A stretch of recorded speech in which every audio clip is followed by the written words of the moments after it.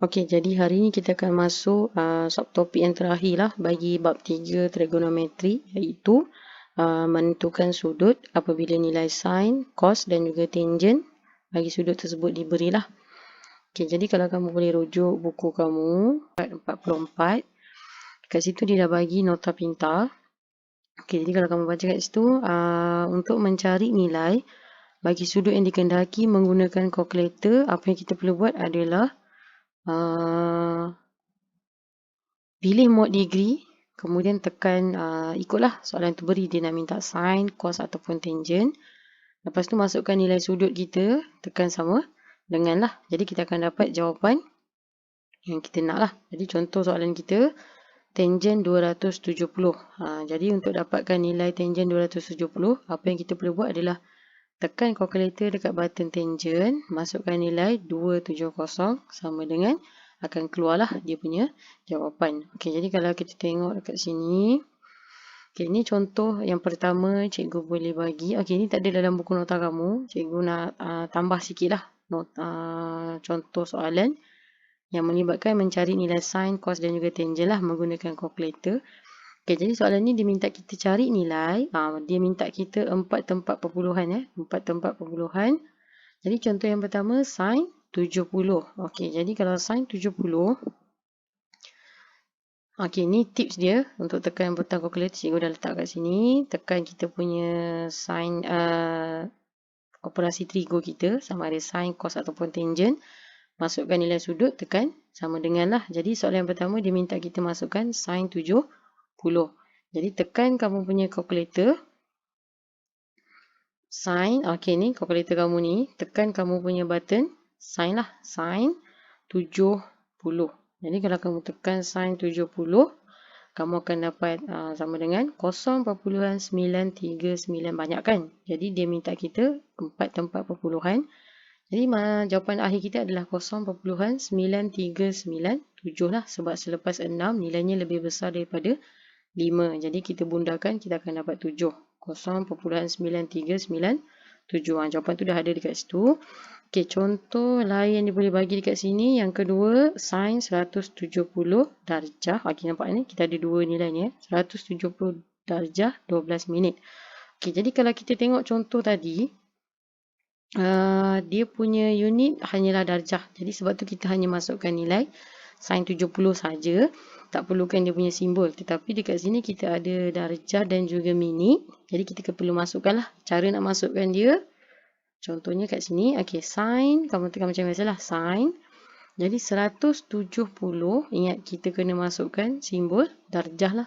Jadi darjah ni simbol dekat kalkulator kamu adalah inilah. Ni button ni tekan satu kali. 12 minit. Jadi 12 minit menggunakan simbol yang samalah. Ini. Jadi tekan sin 170 darjah 12 minit, tekan sama dengan, kamu akan dapatlah 0.1702 lah. Jadi itu kita punya jawapan untuk persamaan ini. Jadi kalau cikgu boleh tulis dekat situ, jawapan kita adalah sama dengan 0.1702. Itu kita punya jawapan akhir, 0.1702. Okey, jadi kalau kita tengok yang kedua, sin 325. Jadi sin 325, cikgu dah kirakan jawapan untuk kamu dekat situ. Kalau kamu tekan kalkulator, kamu akan dapat jawapan akhir kita negatif 0.576. Ingat tekan sin 325, kamu akan dapat negatif 0.576 lah. Okey, jadi yang ketiga, cos 190, kamu tekan kalkulator, kamu akan dapat cos 109, salah, 109 bukan 190. Jadi cos 109 kita akan dapat negatif 0.325. 325. Senang je. Jadi tekan kalkulator, kita terus dapat dia punya jawapan lah.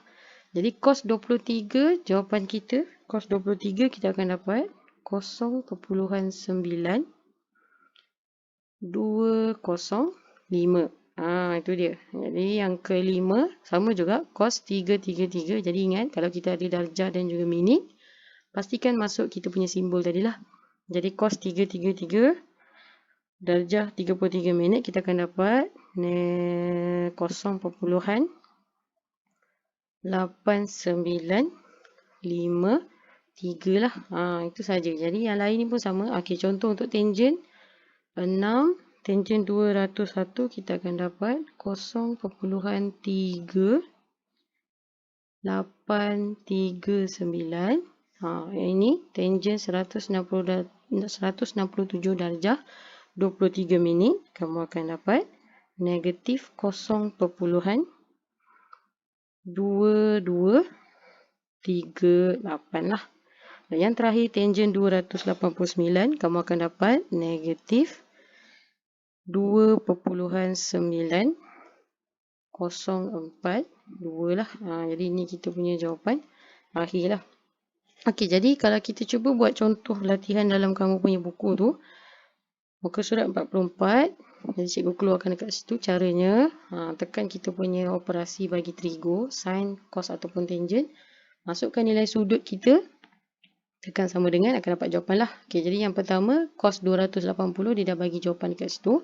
0.1736 lah. Okey, jadi yang kedua sin 111. Jadi kalau kita tekan kalkulator sin 111, cikgu dah tekan dekat situ. Kita akan dapat jawapannya 0.933. 0.9335. Tapi 5 ni selepas dia besar daripada 5, jadi kita akan tambah 1 lah. 336.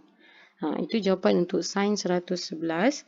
Okey, yang kedua cos 45. Jadi untuk cos 45, kalau kita tekan kalkulator cos 45, kita akan dapat 0.7071 lah.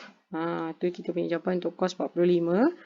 Okey, yang seterusnya tangent 12 darjah. Ini kita kena ingat bila dia ada darjah dan minit, pastikan kita letak kita punya simbol inilah. Darjah dan juga minit. Okey, jadi darjah dan minit, masukkan nilai tangent 12 darjah 1 minit, kita akan dapatlah jawapannya 0.212. 9 lah sebab kita bunda 8 jadi 9. Okey, yang soalan E, sin 123 darjah 45 minit. Sama juga cara masukkan kita punya simbol tadi. Jadi jawapan kita akan dapat 0.831 lah. Sebab kita bunda. Jadi 0.831. Okey, jadi F. F sin 5. Jadi sin 5 kita akan dapat 0.087. Kalau kita bunda akan jadi 72 lah. Okey, jadi G, ini kamu boleh cuba G tangent 342. Jadi tangent 342 kamu akan dapat negatif 0.325. Kamu akan dapat 0.325. Okey, cos 94 darjah 13 minit kamu akan dapat negatif 0.075.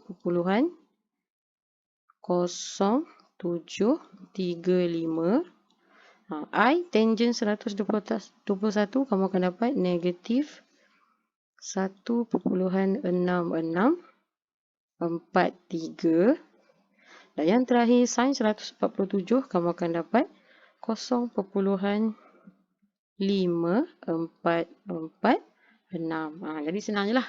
Jadi kalau dia minta kita cari nilai, tekan sahaja kalkulator kamu mengikut operasi yang dia berilah, sama ada sin, tangent ataupun cos, dan masukkan kita punya nilai sudut. Okey, jadi seterusnya, okey, ini kita dah belajar masa dekat subtopik melibatkan sudut sepadan.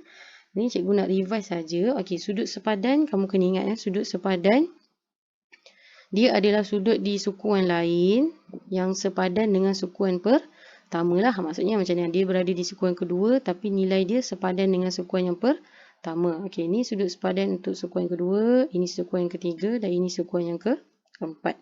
Jadi apa yang cikgu nak terangkan dekat sini adalah ini formula untuk kita cari sudut sepadan. Tapi kalau kita diberi soalan dan dia minta kita cari sudut, cikgu dah ubah sedikit dia punya rumus.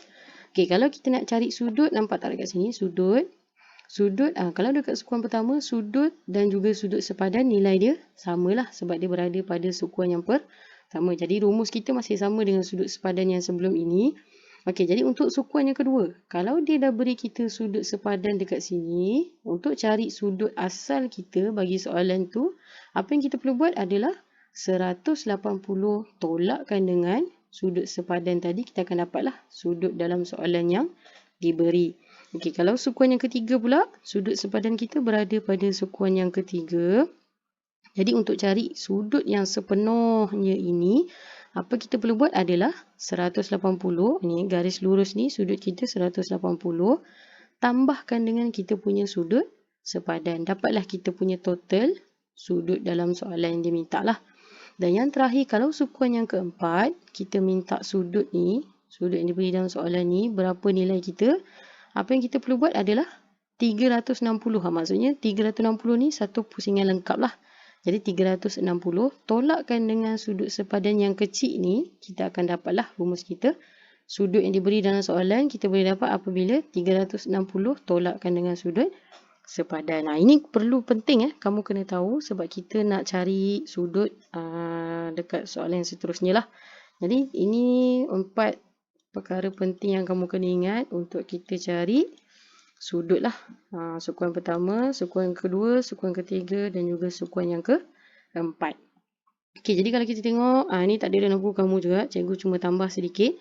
Okey, sudut yang pertama. Ini maksud cikgu tadi. Kalau dia dah beri kita ini, diberi adalah sudut sepadan lah. Ataupun kita kata dia alfa. Sudut sepadan. Okey, jadi sudut sepadan dia dah bagi. Dia minta kita cari nilai sudut.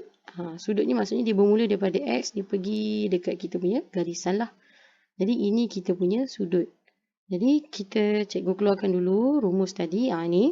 Okey, jadi sekarang ni sudut kita berada pada sukuan yang kedua lah. Ini sukuan yang kedua. Jadi sudut kita berada di sukuan kedua. Rumus kita tadi kalau sukuan kedua, nak dapatkan theta 180 perlu tolak dengan sudut sepadan lah. Jadi 180 perlu tolakkan dengan sudut sepadan kita. Jadi 180 kita tolakkan dengan 25 lah. Jadi 25. Jawapan kita akan dapat dekat situ. 180 tolak 25 kita akan dapat 155. Maksudnya sudut kita pada gambar rajah ini adalah 155.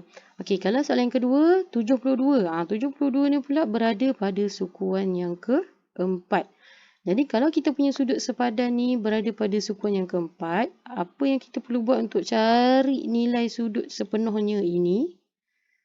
Sukuan yang keempat, apa rumus kita tadi? Untuk cari theta, sudut ni, apa kita perlu buat adalah 360 darjah tolakkan dengan sudut sepadan lah. Jadi 360 darjah tolak dengan sudut sepadan. Jadi 360 darjah tolakkan dengan 72. Jadi kamu akan dapat, kalau kamu kira kamu akan dapat 288.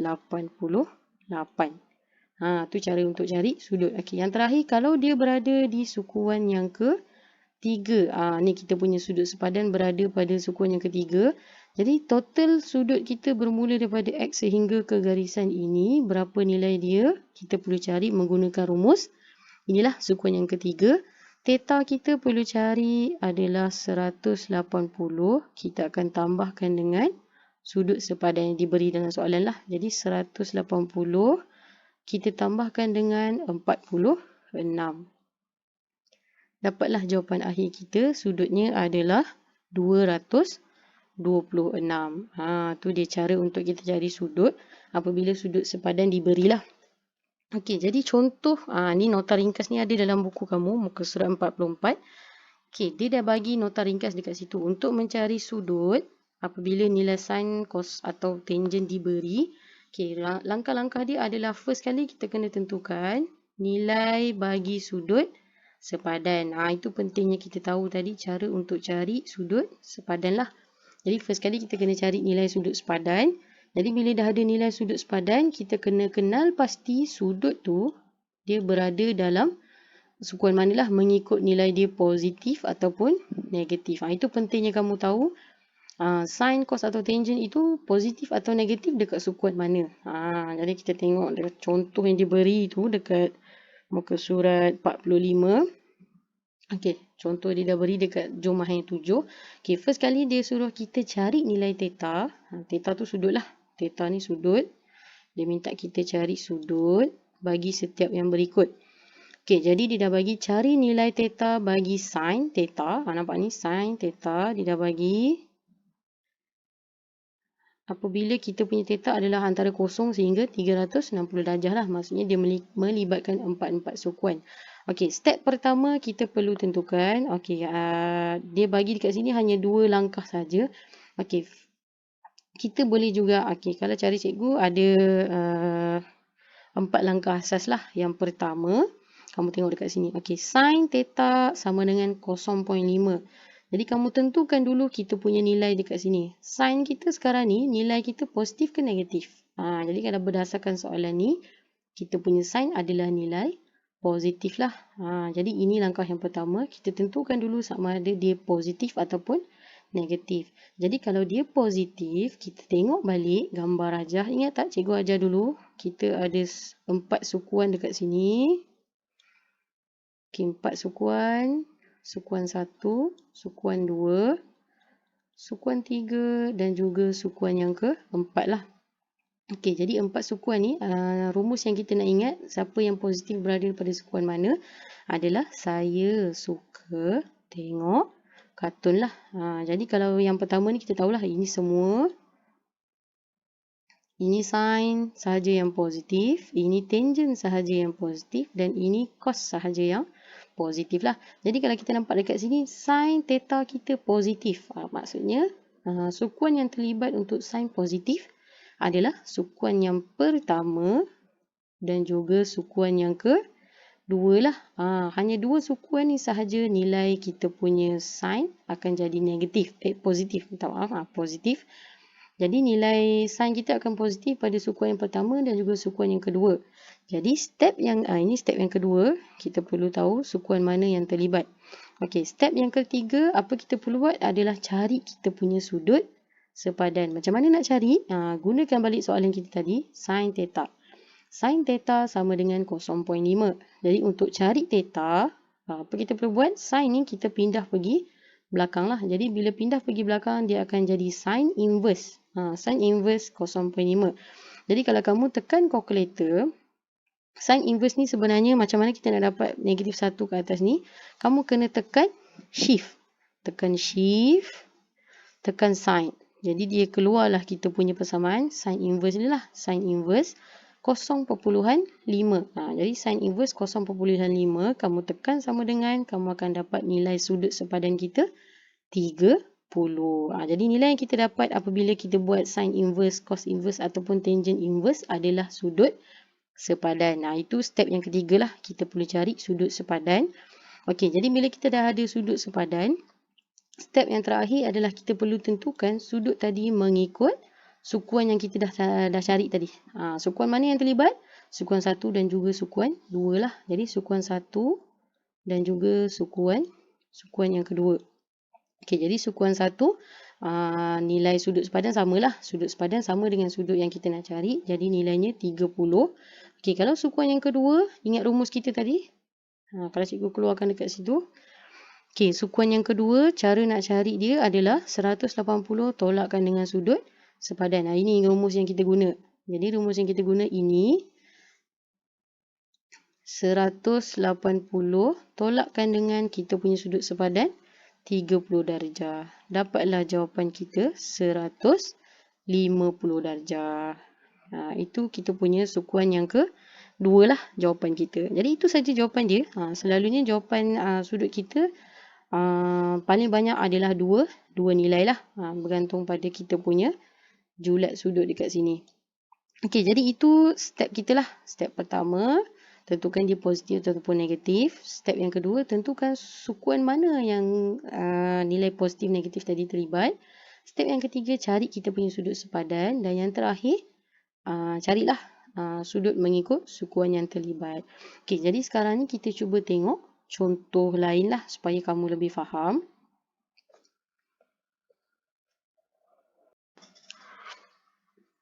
Okey, jadi kalau kita tengok contoh soalan pertama yang diberi dekat situ, muka surat 45, ini cikgu tak betulkan pula kat atas ni, 45. Okey, jadi cari nilai theta bagi cos theta sama dengan 0.7071 bagi sudut kosong sehingga 360 lah. Jadi dia dah bagi dekat situ kita punya julat 0 hingga 360. Cos theta kita 0.7071.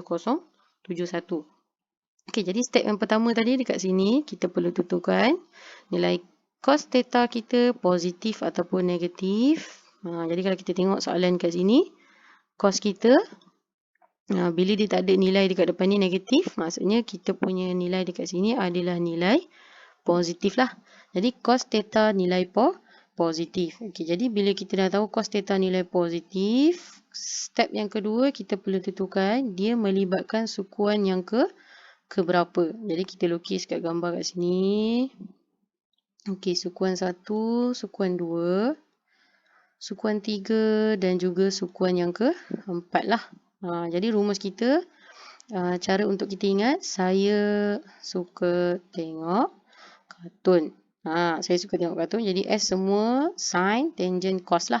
Okey, jadi untuk cos positif, apakah sukuan yang terlibat? Adalah sukuan yang pertama sebab semua. Jadi sukuan yang pertama dan sukuan yang kedua untuk kita dapat nilai cos positif adalah pada sukuan yang keempat lah. Jadi dua sukuan yang terlibat adalah sukuan yang pertama dan juga sukuan yang keempat. Okey, jadi itu step yang kedua.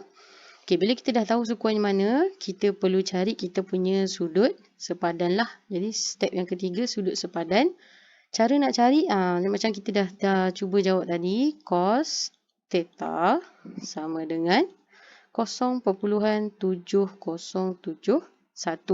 Jadi untuk cari theta, apa kita perlu buat? Pindahkan cos pergi belakang, dia akan jadi cos inverse 0.7071